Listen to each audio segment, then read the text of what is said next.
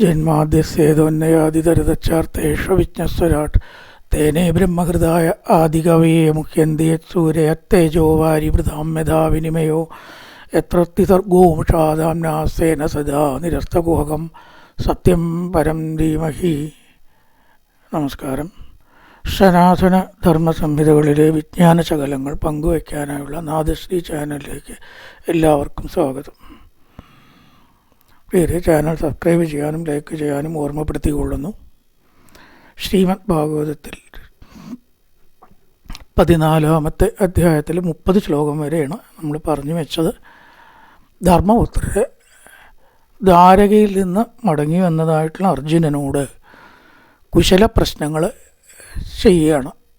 എന്തൊക്കെയാണ് ദ്വാരകയിലത്തെ അവസ്ഥകൾ, ഓരോരുത്തരുടെയും പേരെടുത്ത് ചോദിക്കുകയാണ്. ഇന്നലെ പറഞ്ഞു ശത്രുജിത്ത്, രാമൻ, ബലരാമൻ്റെ കാര്യമാണ് പറഞ്ഞത്. ജയന്തൻ, ഗതൻ, സാരണന്മാർ, ഇവർക്കെല്ലാം സുഖം തന്നെയല്ലേ? കച്ചിതാർത്തൈ സുഖം രാമോ ഭഗവാൻ സാത്വതാം പ്രതി. ശത്രുജിതാദയ സസുതോ ജയന്ത സപ്തസാര തത്പത്നോ മാതുലാന്യ സഹാത്മജ. വസുദേവൻ്റെ 7 പത്നിമാർ, പൗരവി, രോഹിണി, മദ്രാരോചന, ഇള എന്നൊക്കെ പറഞ്ഞിട്ടുള്ള പത്നിമാരുണ്ട്.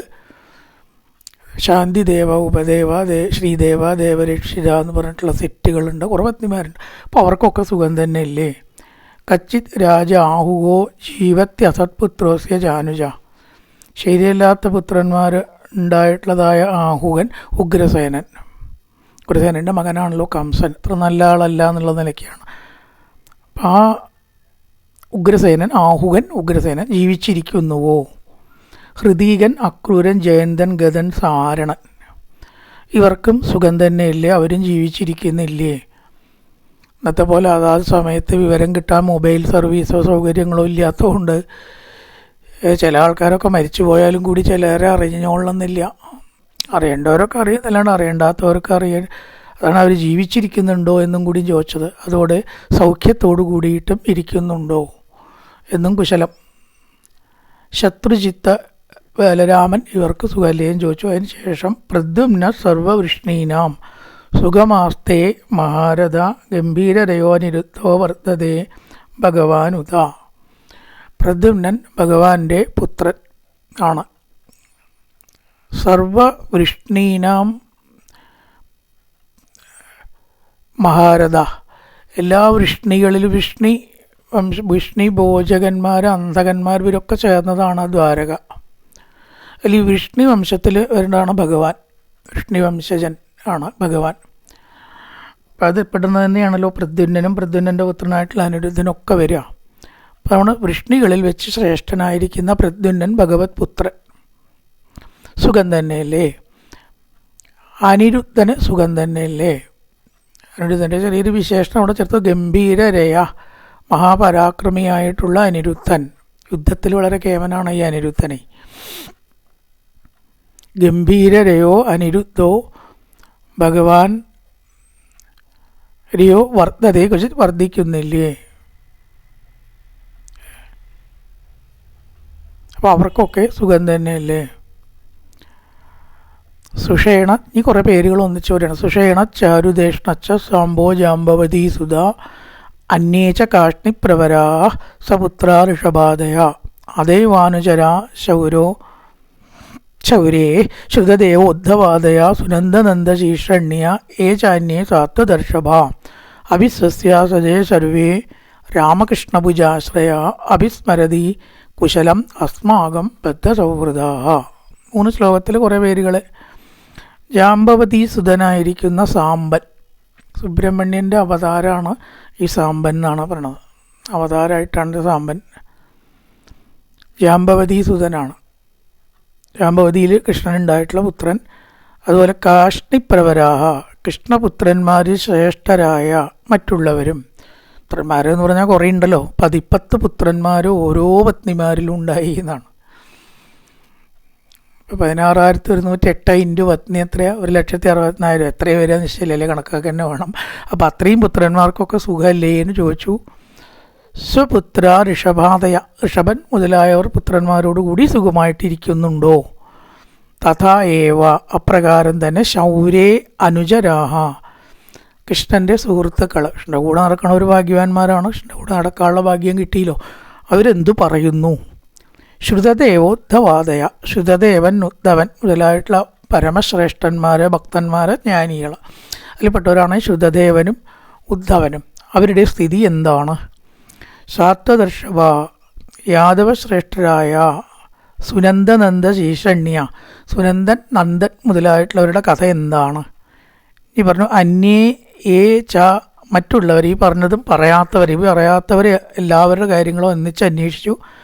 പിന്നെയോ രാമകൃഷ്ണഭുജാശ്രയാ, രാമകൃഷ്ണന്മാരുടെ കൈകളാൽ രക്ഷിക്കപ്പെടുന്ന ഭുജാശ്രയ, ആ ഭുജത്തെ ആശ്രയിച്ച ആ കൈകളിൽ സുരക്ഷിതമായിട്ട് കഴിഞ്ഞുകൂടുന്നവർ. രാമകൃഷ്ണന്മാരുടെ കയ്യിൽ പിന്നെ എന്താ സുരക്ഷിതത്വത്തിന് കുറവുണ്ടാവുക? അല്ലേ, ഏറ്റവും ശക്തമായിട്ടുള്ള കൈകളാണ് ഈ ലോകത്തിൽ വെച്ചിട്ട്, അല്ലേ, 14 ലോകത്തിലും വെച്ചിട്ട് ഇനി ഇങ്ങനെ ഒരു രക്ഷാമാർഗം വേറെ ഉണ്ടാവും. അപ്പം അതാണ് ഇവിടെ എന്ന് പറഞ്ഞത്, ഭഗവാന്റെ കൈകളിൽ സുരക്ഷിതരായിരിക്കുന്ന രാമകൃഷ്ണ പൂജാശ്രയ, പിന്നെ ശ്രീകൃഷ്ണൻ്റെ ബലത്തെ ആശ്രയിച്ചിരിക്കുന്ന എന്നർത്ഥം. സർവേ, ആ ദ്വാരകയിലുള്ള എല്ലാവരും സ്വസ്തി ആസ്തേ, സുഖമായിരിക്കുന്നുവോ? അർജുന ബദ്ധസൗഹൃദാഹ അസ്മാകം കുശലം, സ്നേഹത്താൽ ബന്ധത്തോടു കൂടിയ അവർ നമ്മളുടെ ക്ഷേമത്തെ സ്മരിക്കുന്നുണ്ടോ? എനിക്കെല്ലാവരെയും വേണം, അതുകൊണ്ട് എല്ലാവരെയും അറിയണം. അപ്പോൾ ഒരു ആഗ്രഹം തിരിച്ചുണ്ടാവും, അവർക്ക് നമ്മളെക്കുറിച്ചും അറിയണമെന്നുണ്ടല്ലേ അർജുന? നമ്മളങ്ങോട്ട് വിചാരിക്കണ പോലെയൊക്കെ അവരും ഇങ്ങോട്ടും വിചാരിക്കുന്നുണ്ടോ? നമ്മളെ പറ്റിയൊക്കെ ചിന്തിക്കലോ പറയലോ എപ്പോഴെങ്കിലുമൊക്കെ അങ്ങനെയൊക്കെ വല്ലതും ഉണ്ടോ എന്ന് ചോദിക്കുകയാണ്. അതായത് ഈ ഭാഗവതം എന്ന് പറയുന്നത് എപ്പോഴും എന്താ വെച്ചാൽ കുറേ ആത്മീയം മാത്രമല്ല, ഈ സ്നേഹബന്ധങ്ങൾ, മനഃശാസ്ത്രം, ഇതൊക്കെ അടങ്ങിയതാണ് ഭാഗവതം. അത്രയും വലിയൊരു ശാസ്ത്രമായിട്ട് മാറിയത്. പരസ്പരമുള്ളതായ ആ ഒരു സ്നേഹബന്ധങ്ങളുടെ ആ ഒരു ആഴം, ഇങ്ങോട്ട് സ്നേഹിക്കുന്നുണ്ട്, അപ്പം അങ്ങോട്ട് സ്നേഹിക്കുന്നവർ ഇങ്ങോട്ട് സ്നേഹിക്കുന്നുണ്ടോ എന്നറിയാൻ ഇങ്ങനെ പല സന്ദർഭങ്ങളിൽ കാണാം അങ്ങനത്തെയൊക്കെ പ്രസ്താവനകൾ. ഉണ്ട് അർജുന, അവർക്കൊക്കെ നമ്മളെ വേണമെന്നുണ്ടോ? അല്ലെങ്കിൽ ഇപ്പോൾ ഈ ജീവിതത്തിന് എന്താ ഒരർത്ഥം? ചിലർക്കൊക്കെ അങ്ങോട്ട് വേണമെന്നുണ്ടാവില്ലേ, ചിലരെയൊക്കെ അങ്ങോട്ട് വേണമെന്നുണ്ട്, ഇതൊക്കെ തന്നെയല്ലേ ജീവിതം. അപ്പോൾ തീർച്ചയായിട്ടും ഈ ലൗകിക കാര്യങ്ങളിലും ശ്രീമദ് ഭാഗവതം വെളിച്ചം വീശുന്നുണ്ട്. പക്ഷെ അതൊന്നും ആരും അധികം ശ്രദ്ധിച്ച് പറയാറില്ല. ആത്മീയം മാത്രം പറയില്ല വേണ്ടിയിട്ടല്ല കേട്ടോ ഭാഗവതം, അത് വെറുതെ വിചാരിക്കുക, അങ്ങനെ ഇത് ശാസ്ത്രമല്ല അത്. ഇനി ഏതായാലും 3 ശ്ലോകം ഒന്നിച്ചാണ്. സുഷേണ ചാരുദേഷ്ണശ്ച സാംബോ ജാമ്പവതി സുധ, ജാമ്പവതി സുധനായിരിക്കുന്ന സാമ്പൻ സുബ്രഹ്മണ്യാവതാരം.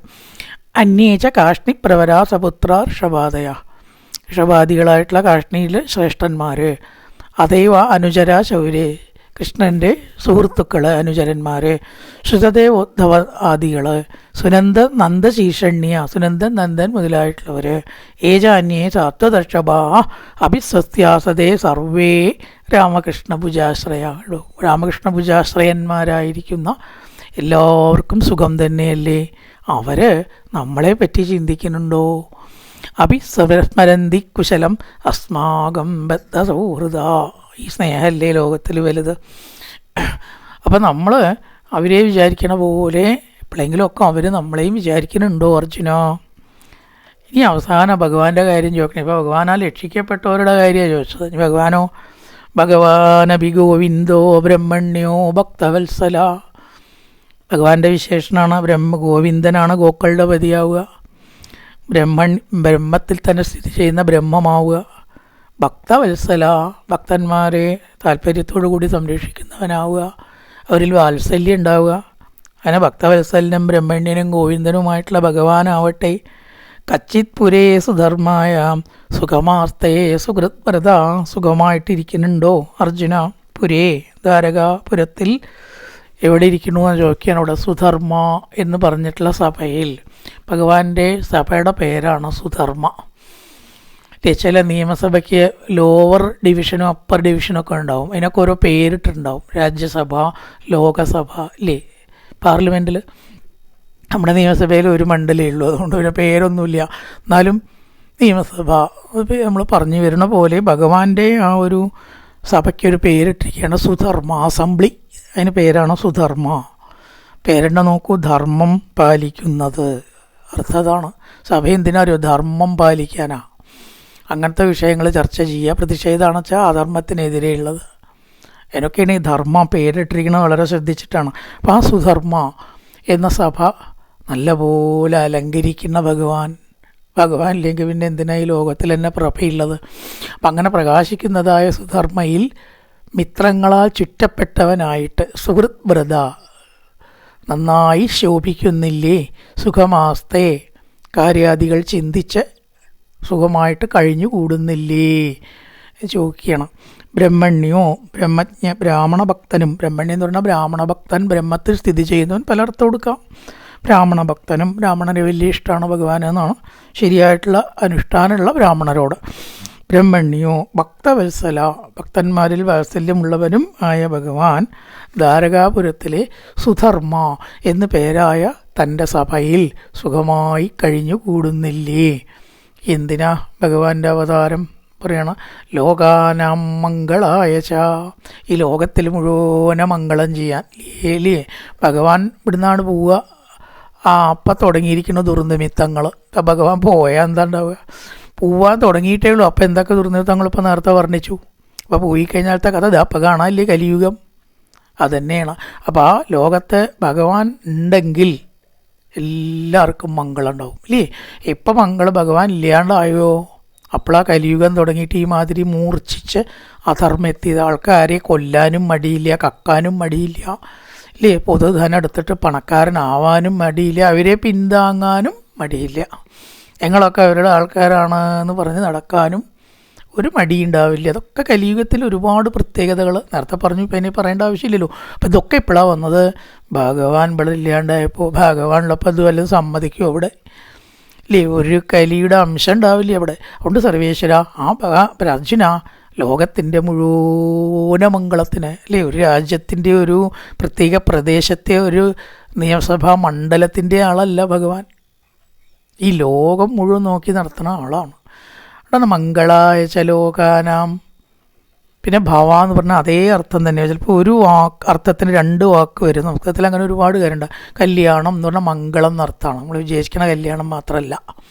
മംഗളം മംഗളായ ചലോകാനാം ക്ഷേമായ ച ഭവായ ച. ഭവൻ എന്ന് പറഞ്ഞാൽ മംഗളം, ക്ഷേമം എന്ന് പറഞ്ഞാൽ മംഗളം. മംഗളം എന്ന് പറഞ്ഞാലും മംഗളമൊക്കെ ഒരേ അർത്ഥം വരിക. അത് വാക്കിൻ്റെ ഒരു സുഖത്തിന് വേണ്ടി ശ്ലോകത്തിൽ അങ്ങനെ കൊടുത്തു എന്നേ ഉള്ളൂ. മംഗളായ ച ലോകാനാം ക്ഷേമായ ച ഭവായ ച. അങ്ങനെ ഈ ഭാഗവത്തിൽ ഒരുപാട് വാക്കുകൾ ആവർത്തിച്ച് വരും. എല്ലാവർക്കും ഭാവം ഉണ്ടാവാൻ, മംഗളം ഉണ്ടാവാൻ വേണ്ടിയിട്ട് അവതരിച്ച അല്ലേ? ആസ്തേ യദുകുല അംബോധാവാദ്യോ അനന്തസഖപുമാൻ. ഇവിടെ പറയണ ഭവായ യദുകുലാംബോധോ. അംബോധി സമുദ്രം, യദുകുലമാകുന്ന സമുദ്രത്തിൽ അനന്തസുഖ ആദിശേഷാവതാരമായിരിക്കുന്ന ബലദേവൻ്റെ സഹായത്തോടു കൂടി അവതരിച്ച കൃഷ്ണൻ. കൃഷ്ണൻ ഒരിക്കലും ഒറ്റയ്ക്കല്ല അവതരിച്ചത് എന്നാണ്. ഇത്രയും സന്നാഹങ്ങളോട് കൂടിയിട്ടുള്ളൊരു അവതാരം വേറെ ഉണ്ടോ എന്ന് സംശയമാണ്. രാമാവതാരമാണെങ്കിലും നരസിംഹാവതാരമാണെങ്കിലും കൂടെ ആരുമില്ല, വാമനാവതാരത്തിലും ഇല്ല. ഉണ്ടോ? ഇവിടെ അങ്ങനെയില്ല. ലക്ഷ്മി ദേവി രുക്മിണി ആയിട്ട് ഉണ്ട്. ദേവന്മാരൊക്കെ ഗോപന്മാരായി. ആ ദേവസ്ത്രീകളൊക്കെയോ ഗോപസ്ത്രീകളുമായി ഇല്ലേ? അപ്പോൾ ആരൊക്കെ അവിടെ ഉണ്ടോ? അനന്തനോ? അത് പ്രധാനമാണല്ലോ. ബലരാമനായിട്ടും വന്നു. ഈ അവതാരത്തിൽ ബലരാമനും കൂടെയുണ്ട്. അപ്പോൾ ആരും കൂടെ ഇല്ലാതെ ഇല്ല. അപ്പം അങ്ങനെ തൻ്റെ എല്ലാ പരിവാരങ്ങളോടും കൂടി അനന്തസഖ ആദിശേഷ അവതാരമാണ് ബലരാമൻ. ആ ബലരാമനോടും മറ്റുള്ളവരോടും കൂടിയ കൃഷ്ണൻ ആരാണ്? ആദ്യപുമാൻ, ആദിപുരുഷനായിരിക്കുന്ന കൃഷ്ണൻ സുഖമായിട്ട് വസിക്കുന്നില്ലേ? കൃഷ്ണൻ ഇന്ന് പോയിരിക്കണു. അത് ധർമ്മപുത്ര അറിഞ്ഞിട്ടില്ല. അത് അർജുനന് പറയാൻ തന്നെ സാധിക്കണില്ല. കൃഷ്ണൻ ഇവിടുന്ന് പോയി എന്ന് പറഞ്ഞാൽ അർജുനൻ്റെ കൂടെ നിഴല് പോലെ നടന്ന ആളാണ്. കൃഷ്ണൻ്റെ കൂടെ നിഴല് പോലെ അർജുനൻ നടന്നുവോ, അർജുനൻ്റെ കൂടെ കൃഷ്ണൻ നടന്നുവോ എന്ന് ചോദിച്ചാൽ പറയാൻ പറ്റില്ല. അങ്ങനെ അവർ രണ്ടാളും വേർപിരിയാൻ പറ്റാത്ത സഖാക്കളായിരുന്നു. സഖ്യഭക്തിക്ക് ഉദാഹരണമാണ് അർജുനൻ എന്നാണ്. സഖ്യഭക്തി അല്ലെ, പല ഭക്തി ഉണ്ടല്ലോ. അതിൽ സഖ്യം, സഖാവ് എന്ന നിലയ്ക്ക് കൃഷ്ണനയുടെ കൂടെ നടന്ന ഭക്തി എന്ന് പറയാം. ബലിയുടെയൊക്കെ സമർപ്പണ ഭക്തിയാണ് മഹാബലിയുടെ. പരീക്ഷത്തിൻ്റെ കഥാശ്രവണ ഭക്തിയാണ്. പലരുടെയും പല രീതിയിലാണ് കഥാശ്രവണ ഭക്തി. കേട്ടിട്ടാണ് അദ്ദേഹം മുക്തി നേടിയത്. വേറൊന്നും ചെയ്തിട്ടില്ല, അവിടെ ഇരുന്ന് കേൾക്കുക. അതൊരു മുക്തി മാർഗ്ഗമാണ്, ഉപാസനയാണ് എന്നാണ്. അപ്പോൾ ഇവിടെ അർജുനൻ സഖാവായിട്ടുള്ള ഭക്തനാണ്. അപ്പോൾ അർജുനൻ വളരെ ദുഃഖിച്ചു. എങ്ങനെയാണ് ഏട്ടനോട് ഇപ്പോൾ പറയുക, കൃഷ്ണൻ ഇവിടുന്ന് പോയി എന്ന് എന്തായാലും അന്വേഷിക്കുകയാണ് ധർമ്മപുത്രർ. ആ കൃഷ്ണൻ ലോകത്തിലുള്ള എല്ലാവർക്കും, എല്ലാ ലോകത്തിലുള്ളവർക്കും ആവാം, ലോകത്തിലുള്ള എല്ലാവർക്കും ആവാം, യദുകുലമാകുന്ന സമുദ്രത്തിൽ ബലരാമൻ്റെ ആകുന്ന സഖാവോട് കൂടി അവതരിച്ചതല്ലേ അർജുന. നമുക്കൊക്കെ എത്ര വേണ്ടപ്പെട്ട ആളാ കൃഷ്ണനെ, ഏത് വാക്കുകൊണ്ട് പറഞ്ഞാലാ മതിയാവുക അല്ലേ? നമ്മളാക്കിയത് ആ കൃഷ്ണനാണ്. ആ കൃഷ്ണൻ സുഖമായിട്ട് വസിക്കുന്നില്ലേ ചോദിക്കുകയാണ്. യത് ബാഹുദണ്ഡഗുപ്തായ സുപുര്യാം യഥവോർച്ചിതാ ക്രീഡന്തി പരമാനന്ദം മഹാപൗരുഷിക ഇവ. ഏതൊരു ഭഗവാന്റെ ബാഹുക്കളാൽ രക്ഷിക്കപ്പെടുന്ന ബാഹുദണ്ഡഗുപ്തായ, ഭഗവാന്റെ ബാഹുവാകുന്ന, അതിനാൽ രക്ഷിക്കപ്പെടുന്ന, സ്വപുര്യാം അവരുടെ രാജധാനിയിൽ, ദ്വാരകയിൽ ആരാ രക്ഷിതാവ്? കൃഷ്ണൻ ചോദിക്കാണ്ടോ. ആ രാജധാനിയിൽ അർച്ചിത യദവ പൂജിക്കപ്പെടുന്ന യദുക്കൾ, മഹാപൗരുഷിക ഇവ ഭഗവാന്റെ പാർഷദന്മാർ എന്ന പോലെ. പൗരുഷികൻ എന്ന് പറഞ്ഞാൽ എന്താ അർത്ഥം? പാർഷദൻ, പുരുഷൻ്റെ ആൾക്കാർക്കാണ് പൗരുഷികൻ എന്നിവിടെ ഉദ്ദേശിച്ചത്. പൗരുഷിക ഭഗവാന്റെ പാർഷദന്മാരെ പോലെ പരമാനന്ദത്തോടുകൂടി അത്യാനന്ദത്തോടുകൂടി വിഹരിക്കുന്നുവോ. ഏതൊരു ഭഗവാന്റെ ശക്തവും സുരക്ഷിതവും ആയ കൈകളിൽ കഴിഞ്ഞുകൂടുന്നതായ യാദവന്മാർ, മൊത്തത്തിലുള്ള യാദവന്മാർ, യാദവ വംശത്തിലാണ് കൃഷ്ണനും കൂട്ടരും വരിക. അവരേതുപോലെ അത്രേ? വൈകുണ്ഠത്തിൽ മഹാവിഷ്ണുവിൻ്റെ സംരക്ഷണത്തിൽ അവരൊരാളൊക്കെ അങ്ങോട്ട് അടുക്കാൻ പറ്റുമോ? ശത്രുക്കൾക്കോ ദുരാത്മാക്കൾക്കോ വൈകുണ്ഠത്തിലേക്ക് പ്രവേശനമില്ല, നോ അഡ്മിഷനാണ്, അങ്ങോട്ട് കടക്കാൻ പറ്റില്ല. അപ്പം അതുപോലെ സുരക്ഷിതമായിട്ട് ഭഗവത് കൈകളിൽ സമാധാനമായിട്ടും സുരക്ഷിതമായിട്ടും കഴിയുന്ന വിഷ്ണു പാർഷദന്മാരെ പോലെ ഉപമയാണ്. അതുപോലെ ആ യാദവന്മാർ കൃഷ്ണ കൈകളിൽ സുരക്ഷിതരായിട്ട് അർജുന കഴിഞ്ഞുകൂടുന്നില്ലേ. മഹാപൗരുഷിക ഇവ മഹാപുരുഷന്മാരുടെ പാർഷദന്മാരെ പോലെ ആ യാദവന്മാർക്ക് ഇനി എന്ത് സുഖ വേറെ കിട്ടാള്? എന്തൊരു ദുഃഖം അവർക്ക് ഉണ്ടാവുക? യാതൊരു ദുഃഖവും ഇല്ലാതെ അവർ കഴിഞ്ഞുകൂടുന്നുള്ളൂ. എങ്ങനെയാ? ക്രീഡന്തി പരമാനന്ദം. ഇതിലും മീതെ ഒരാനന്ദമില്ല. ഭഗവാന്റെ കൂടെ നിൽക്കണം. ഞാൻ ഇതിലും മീതെ ആനന്ദം ഈ 14 ലോകത്തിൽ എവിടെയെങ്കിലും തപ്പിയാൽ കിട്ടുമോ? അപ്പം അത്രം ആനന്ദത്തോടു കൂടി യത് ബാഹുദണ്ഡഗുപ്തായാം സൗര്യാം യഥോർച്ചിത ക്രീഡന്തി പരമാനന്ദം മഹാപൗരുഷിക ഇവ. ഒന്നാട് വർണ്ണിക്കുകയാണ് ധർമ്മപുത്രൻ. യത്പാദശുശ്രൂഷണ മുഖ്യ കർമ്മണ സത്യാദയോ ദഷ്ടസഹസ്രയോഷിത നിർജിത്യ സംഖ്യേ ദശാന്തദാ ശിശോ ഹരന്തി വജ്രായുധവല്ലഭോഷിത. ഇനിയിപ്പോൾ ഒരാൾ കൂട്ടരെക്കുറിച്ച് അന്വേഷിക്കണമല്ലോ. ആരെക്കുറിച്ചത്? വേറെ ആരുമല്ല, ഭഗവാന്റെ പത്നിമാർ. പ്രധാനികളല്ലേ, ഭഗവാന്റെ പത്നിമാർക്ക് പ്രാധാന്യം ഇല്ലാണ്ടിരിക്കുമോ? അവിടെ പറയണം യത്പാദ ശുശ്രൂഷണ മുഖ്യ കർമ്മണ. അതായത് ഈ സ്ത്രീകൾക്ക് സ്വതുവേ, നല്ല സ്ത്രീകൾക്ക് കേട്ടോ, പാതിവൃത്യവും സദ്ഗുണങ്ങളും ഉള്ള സ്ത്രീകൾക്ക് പ്രത്യേകം പറയണം. ഇന്നത്തെ കാലത്തെ ഈ ശുശ്രൂഷ എന്ന് പറയുന്നത് വളരെ ഇഷ്ടമുള്ളൊരു കാര്യം അത്രേ. പുരുഷനുള്ളതിനെക്കാട്ടിലും മറ്റൊരാളെ ശുശ്രൂഷിക്കാൻ നല്ല സ്ത്രീകൾക്ക് ഒരു പ്രവണത ഉണ്ടാവുന്ന, നല്ല സ്ത്രീകൾക്ക്. അപ്പോൾ ഈ ഭഗവത് പത്നിമാർക്ക് ആരെ ശുശ്രൂഷിക്കാൻ അവസരം കിട്ടിയത് ആലോചിച്ച് നോക്കൂ. ഏതൊരാൾ ഞാൻ കൊണ്ടുവന്നേരെ അവിടെ ഇരുന്നോളൂ എന്ന് പറയാനും അല്ലേ? ഇപ്പോൾ ഭക്ഷണം കഴിക്കാൻ അവിടെ വെച്ചോളൂ, ഞാൻ കഴുകിക്കോളാം. അവർ വിളമ്പി കൊടുക്കുകയാണെങ്കിലോ കുറച്ചും കൂടി ആവാലോ, ഇനി കുറച്ചും കൂടി കഴിക്കണോ? പോരാ. ഈ മാതിരി ശുശ്രൂഷ ചെയ്യാൻ നല്ല സ്വഭാവമുള്ള സതി എന്നാണ് അങ്ങനത്തെ സ്ത്രീകൾക്ക് പറയുക. ഒരു പ്രവണത ഉണ്ടാവും, അവർക്കേ ഉണ്ടാവുള്ളൂ. അപ്പം ആ സ്ത്രീകൾ പൊതുവേ ശുശ്രൂഷയിൽ ഇഷ്ടം കൊള്ളുന്നവരാണ്, നല്ല സ്ത്രീകൾ. അപ്പം ഇവിടെ ഭഗവാനെ ശുശ്രൂഷിക്കാൻ ഇവർക്ക് അവസരം കിട്ടിയാൽ അവർക്ക് എത്ര സംതൃപ്തി ഉണ്ടാവും, അതുകൊണ്ട് അവർക്ക് എത്ര ഗുണം കിട്ടും. പറയണം യത്പാദ ശുശ്രൂഷണ മുഖ്യ കർമ്മണ. ഭഗവാന്റെ സേവ ആദികളൊക്കെ ചെയ്യാൻ ഭാഗ്യം കിട്ടിയതായിട്ടുള്ള ആ സ്ത്രീകൾ, സത്യാദയ, സത്യ മുതലായിട്ടുള്ള 8 സ്ത്രീകളും പ്ലസ് 16,100. സത്യാമിത്രവിന്ദ, കാളിന്തി, രുക്മിണി, സത്യഭാമ, ഇതിലൊക്കെയാണ് 8 പട്ടമഹിഷികൾ. ലക്ഷ്മണ, രുക്മിണി, സത്യഭാമ, കാളിന്തി, മിത്രവിന്ദ, സത്യഭദ്ര, ലക്ഷ്മണ എന്നീ 8 പ്രധാന പത്നിമാരും പ്ലസ് ദഷ്ടസഹസ്രയോഷിത പറഞ്ഞിട്ടുണ്ട്. 16,000 സ്ത്രീകൾ. 16,100 എന്ന് വേറൊരുത്തിയിൽ വ്യാഖ്യാതാവ് പറഞ്ഞിരിക്കണു. 16,100 അത് കുറേയെന്ന് അർത്ഥമേ ഉള്ളൂ. എന്ന് സംഖ്യയെ പിടിച്ച് തർക്കിക്കേണ്ട വിഷയമേ അല്ല. സംസ്കൃതത്തിൽ ഈ സംഖ്യ ഞാൻ എപ്പോഴും പറയാറുണ്ട്, കൃത്യസംഖ്യയെ കാണിക്കണതല്ല. കുറേ എന്നുള്ളതിനെ കാണിക്കാൻ സഹസ്രം എന്നൊക്കെ പറയും, കോടി എന്നൊക്കെ പറയും. ഇവിടെ അതാണ് 16,100 എന്ന് ഒരിക്കലും പറഞ്ഞു, ഇവിടെ 16,000 എന്നേ പറഞ്ഞുള്ളൂ. അപ്പോൾ ആ 16,000 സ്ത്രീകൾ എത്ര ഭാഗ്യവതികളായിട്ടാണ് ഭഗവാനെ ശുശ്രൂഷിക്കുന്നത്. അവരുടെ അവസ്ഥ എന്താണ്? ഇവരാണ് സംഖ്യേ ത്രിദശാൻ. സംഖ്യ എന്ന് പറഞ്ഞാൽ സംസ്കൃതത്തിൽ യുദ്ധം എന്നർത്ഥമാണ്. മലയാളത്തിൽ സംഖ്യയല്ല, സംഖ്യേ യുദ്ധത്തിൽ ത്രിദശാൻ ദേവന്മാരെ നിർജിത്യ ജയിച്ചിട്ട്.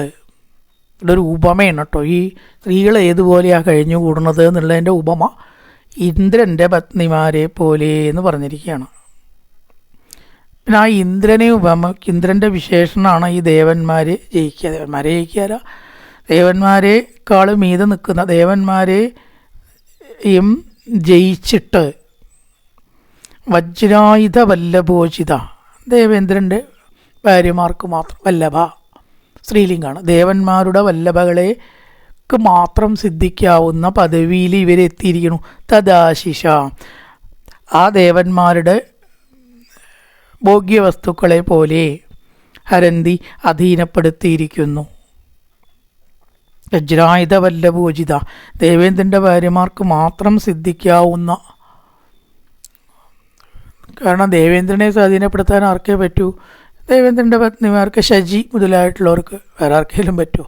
അപ്പം അത്രയും വലിയ ഒരു പദവിയിലെത്തിയ ആ സ്ത്രീകൾ, ഭഗവാന്റെ പത്നിമാർ, യത്പാദ ശുശ്രൂഷണ മുഖ്യ കർമ്മണ സത്യാദയോ ദഷ്ടസഹസ്രയോഷിത 16,000 യോഷിത സ്ത്രീകൾ നിർജിത്യ സംഖ്യേതദാശിഷോ ഹരന്തി വജ്രായുധവല്ലഭോചിത. ഇന്ദ്രപത്നിമാരെ പോലെ ശോഭിക്കുന്നുണ്ടോ അല്ലെങ്കിൽ ശോഭിക്കുന്നില്ലേ ചോദിക്കുകയാണ്. പത്നിമാരെ കുറിച്ച് അന്വേഷിക്കണമല്ലോ.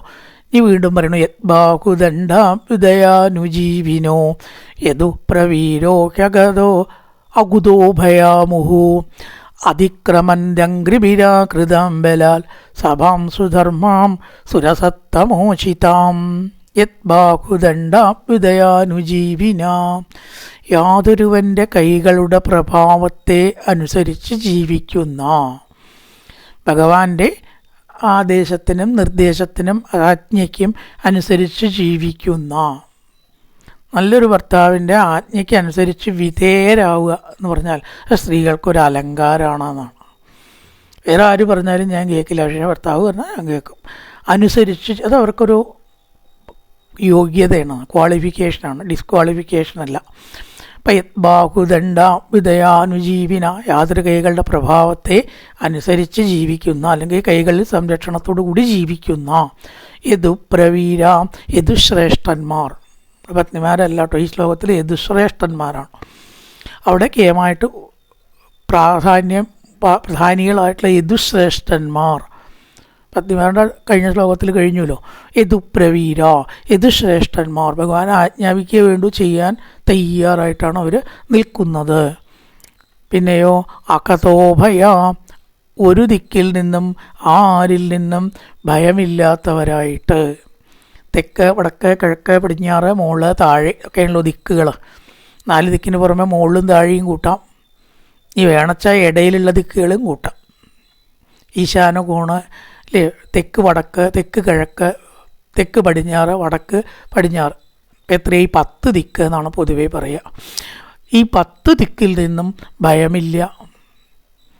അങ്ങനെയാണ് യാദവന്മാർ കഴിച്ചുകൊണ്ട്. കാരണം ആരുടെ സംരക്ഷണത്തിലാണെന്ന് വെച്ചാൽ ശക്തമായ കൈകളിലാണ്. യദുശ്രേഷ്ഠന്മാർ ഒരു ദിക്കിൽ നിന്നും ആരിൽ നിന്നും ഭയമില്ലാത്തവരായിട്ട്, ബലാതാകൃത, സ്വഭാവത്താൽ തന്നെ ഭഗവാനാൽ ആകർഷിക്കപ്പെട്ട് ഭഗവാന്റെ അടുത്ത് അവിടെ എത്തിയാൽ പിന്നെ അപ്പുറത്തേക്കും ചിന്തയില്ല, അപ്പുറത്തേക്കും ചിന്തയില്ല, മേലോട്ടോ താഴോട്ടോ ഈ ലോകത്തിൽ ഒന്നിനെക്കുറിച്ചും ചിന്തയില്ല.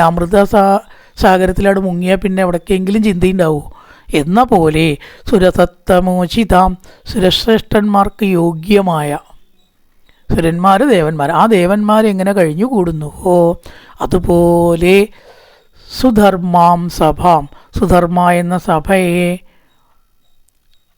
അംഘ്രിബി പാദങ്ങൾ കൊണ്ടാക്രമിക്കുന്നു.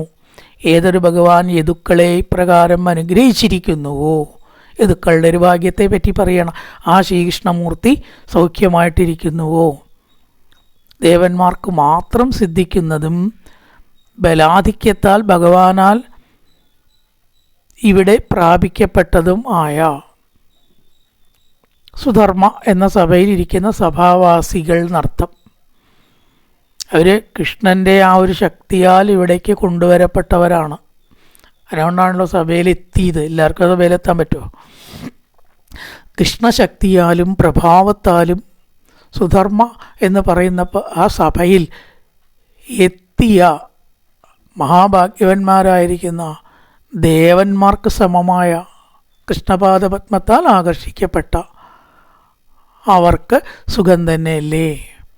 യദ്ബാഹുദണ്ഡാഭ്യുദയാനുജീവിനോ യദുപ്രവീരോ അകുതോഭയം ഭയമില്ലാതെ, കളയപ്പെട്ട ഭയം എന്ന് പറഞ്ഞാൽ ഭയമില്ലാത്തവർ, അകുതോഭയാമുഹു അതിക്രമൻ്റെ അംഘ്രിബിരാകൃതാം ബലാൻ, ഭഗവത്പാദത്താൽ ബലാദാകർഷിക്കപ്പെട്ട അവിടെ എത്തിയതാണ്. സഭാം സുധർമാം സുരസത്തമോചിതാം, ദേവന്മാർക്ക് സമാനമായിട്ടുള്ള രീതി കഴിഞ്ഞുകൂടുകയാണ് ഇവരൊക്കെ. ദേവന്മാരെയാണ് ശ്രേഷ്ഠന്മാർ എന്നാണ് സ്വർഗത്തിൽ വസിക്കുന്നവർ. അപ്പോൾ അവരെ പോലെ സുധർമ്മ എന്ന് പേരായിട്ടുള്ള സഭയിൽ സുഖമായിട്ട് കഴിഞ്ഞുകൂടുന്നില്ലേ അർജുന?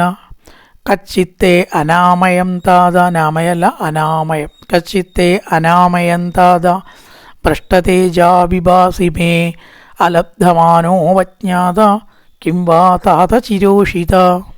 തഥ ബാലക, കുട്ടി എന്ന് വിളിക്കുക അനിയനാണല്ലോ, ഒരു വാത്സല്യം. അയ്യ കുട്ടി, നിനക്ക്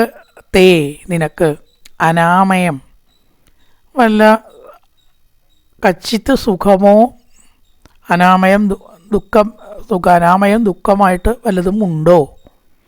സുഖമോ തന്നെയല്ലേ എന്ന് ചോദിക്കുകയാണ്. ആമയം ദുഃഖം, അനാമയം സുഖം. ആമയത്തിൻ്റെ ഓപ്പോസിറ്റാണ് അനാമയം. ആമയം എന്ന് പറഞ്ഞാൽ ദുഃഖമാണ്. അപ്പം അനാമയം എന്ന് പറഞ്ഞാൽ സുഖം. കുട്ടി നിനക്ക് സുഖമല്ലേ? ഒക്കെ കേട്ട് വന്ന് എൻ്റെ കാര്യം ചോദിക്കണ്ടേ? അതാണ് നിനക്ക് സുഖമല്ലേ? അനാമയം, ആമയങ്ങളോ ദുഃഖങ്ങളോ ഇല്ലാതെ നീ ഇരിക്കുന്നുണ്ടോ? രോഗമാവാം ആമയം എന്ന് പറഞ്ഞാൽ, മമാമയ രോഗ എന്നൊക്കെ വട്ടേരിപ്പാട് നാരായണീയത്തിൽ എൻ്റെ ആമയങ്ങളെ മാറ്റിത്തരണേ, ദുഃഖങ്ങളെ മാറ്റിത്തരണേ. അവിടെ അനാമയം നിനക്ക് സുഖമോ, കുഴപ്പമൊന്നുമില്ലാണ്ട് നീ കഴിഞ്ഞുകൂടുന്നുണ്ടോ? പക്ഷേ എൻ്റെ മുഖത്ത് എവിടെയോ ഒരു കുഴപ്പമുണ്ടല്ലോ അർജുന. ഭ്രഷ്ടതേജോ വിഭാസിമേ, മുഖത്ത് കാണുന്ന ഒരു ഉത്സാഹവും തേജസ്സും, കാണാറുള്ള ആ തേജസ്സും ഉത്സാഹവും കാണുന്നില്ലല്ലോ. ഒരാളുടെ മുഖത്ത് സ്വതവേ തന്നെ ഒരു തേജസ് ഉണ്ടാവും, ഉത്സാഹവും സന്തോഷവും ഉണ്ടാവുമ്പോൾ അത് വിശേഷിച്ചും കാണാമെന്നാണ്.